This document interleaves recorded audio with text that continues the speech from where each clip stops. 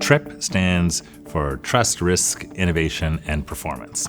It starts with extending trust. If you're a leader, you've got to look like the expert, and so it can be threatening to just hand over the problem to others to solve where they might not get to an answer that you think is the right answer.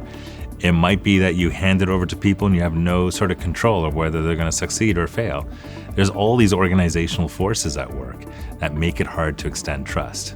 The reason why trust is so important in innovation, there's no innovation that emerges when you don't take risk. And when you're innovating, you're in an uncertain and ambiguous situation.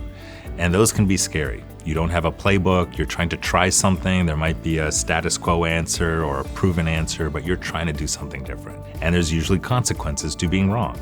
Either you invested some money and you lost it, or you deviated from what experts are recommending and you get an I told you so, or you waste a lot of time, but there's something at stake when you take that risk.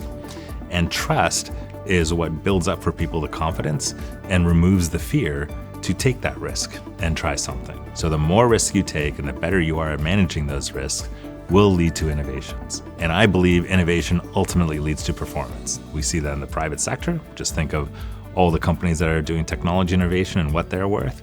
But I also see it in government and I also see it in social sector.